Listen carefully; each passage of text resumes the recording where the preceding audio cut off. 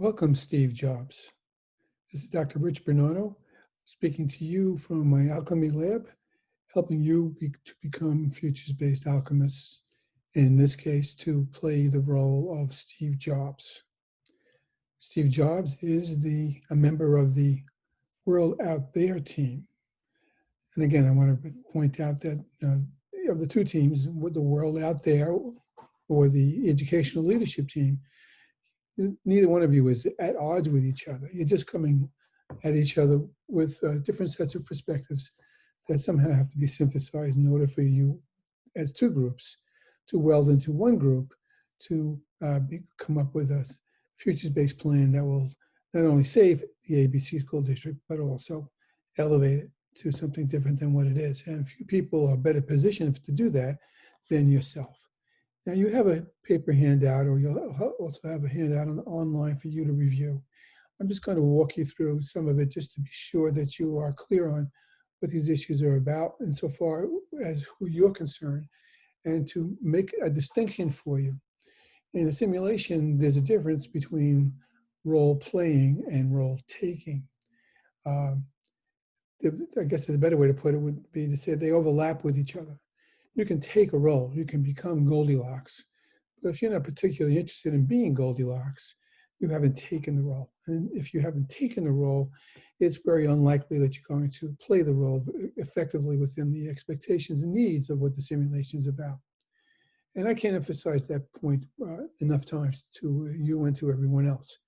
You really need to take the role that you've been assigned from two counts insofar as the simulation is concerned. One would be to play the role of whomever you've been assigned. In your case, you've been assigned to be Steve Jobs, of all people. And connected to that, not only would you be playing the role as a person / office or title of what it is that you're playing, but you're also going to have a particular specialty. And the specialty that you're going to have is a combination of what we call design thinking and something called the theory U, the letter U.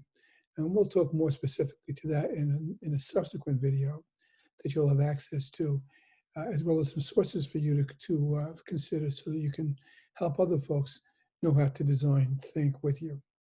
In effect, Steve Jobs being Steve Jobs, and by the way, you should incorporate the idea that this Steve Jobs, have been born into this district. You went to the school in this district back in the day, and you have opinions about the school district, and you have a psychic investment, if nothing else, into seeing that the district pull itself up by its bootstraps and transform itself into something other than what it's been the past several years, so that it can produce more Steve Jobs.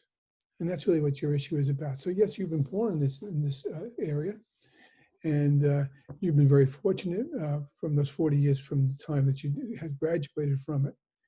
And when you went to ABC High School and then on to college, and then dropped out of college, you realized even back then that you really hadn't been prepared as well as you might have been to be successful in school and in college, and by being successful in college, able to hone those talents that you obviously brought to bear after you left the college and went out on your own to be what you've been so well known to be.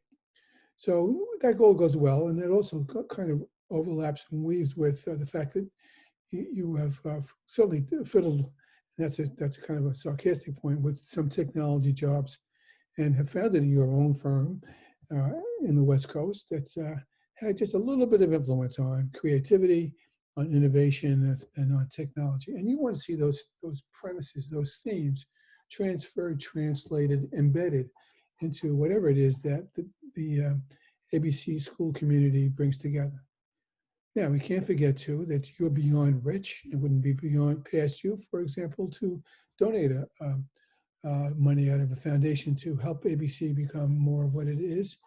But that's kind of in your pocket. We don't particularly want you to play that card unless you feel it's necessary. But again, having looked back at your own beginnings, and having been at ABC schools since then several times, you see that the trend, to use a futures-based word, is negative. Now, one thing you'll learn when we talk more about futuring is that trends are just a history of what has been. Trends can suggest a future, but it doesn't necessarily show our future.